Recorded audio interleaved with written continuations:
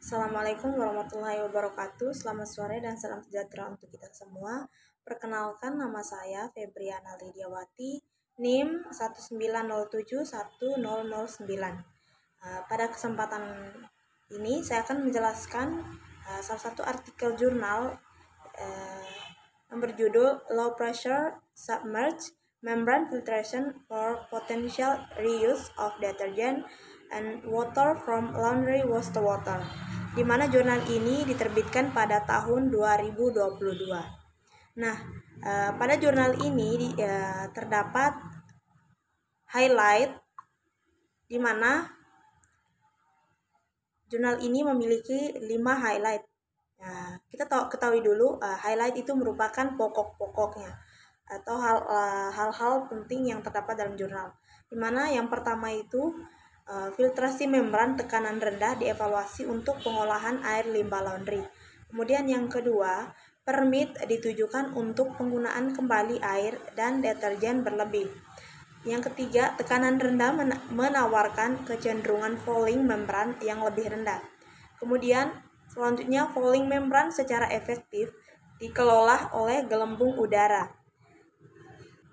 Selanjutnya yaitu sistem ini menawarkan 78% pemulihan kelebihan deterjen. Nah, itu merupakan pokok-pokok penting yang terdapat dalam jurnal ini. Kemudian abstrak.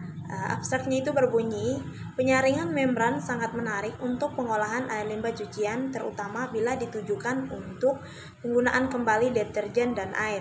Nah, studi ini menilai kinerja filtrasi membran terendam di bawah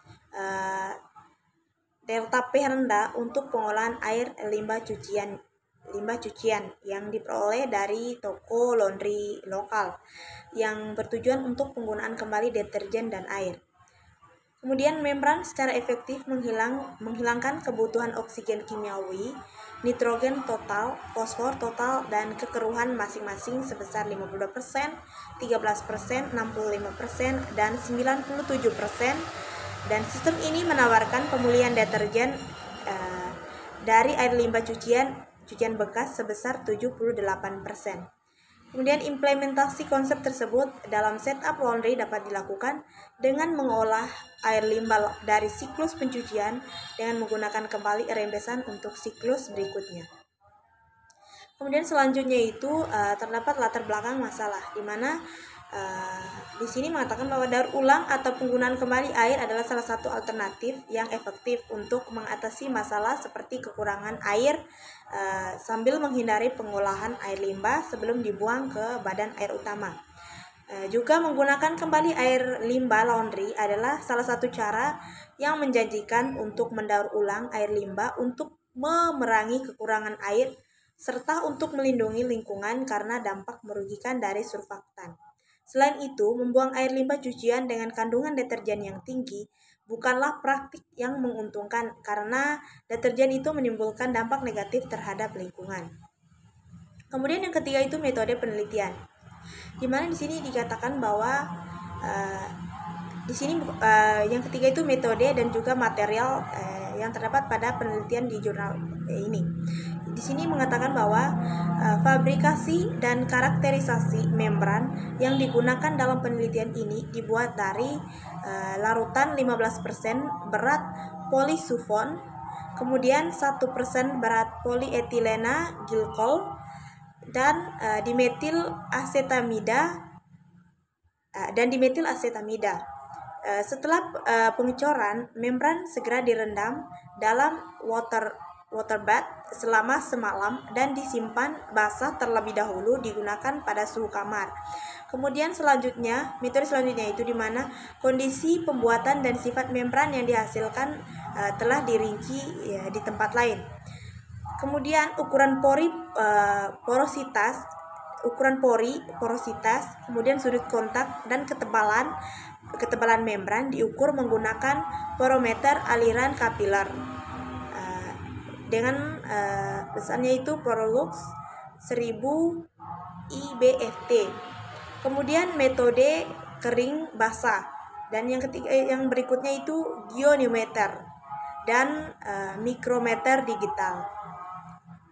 Materi selanjutnya di mana dia mengatakan bahwa 3 sampel diambil dan dianalisa untuk mengidentifikasi tingkat pemulihan deterjen.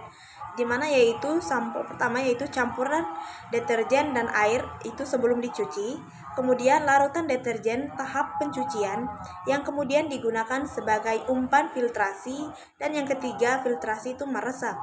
Nah, kemudian untuk titik pengambilan sampel pertama sebelum dicuci, konsentrasi deterjen ditetapkan pada 8 gram liter pangkat -1, seperti yang disarankan dalam petunjuk takaran yang terdapat atau yang tertera pada kemasan deterjen.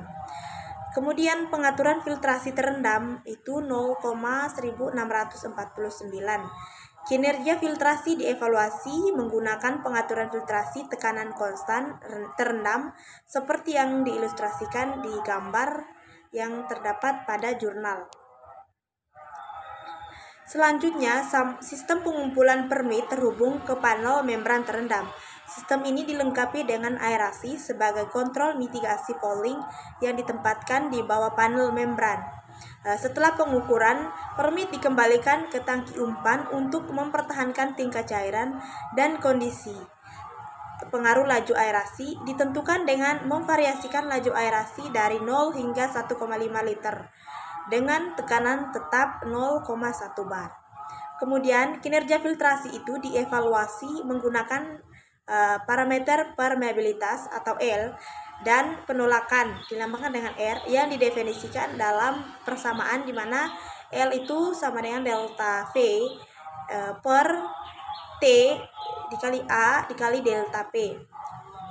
Untuk R di mana CF dikurang CP per CF dikali 100%. Di mana V kali 100% dan juga delta menunjukkan perbedaan volume permit atau L, dan T adalah durasi filtrasi, sedangkan A adalah luas filtrasi efektif, dan delta P adalah tekanan transmember yang satuannya itu adalah bar.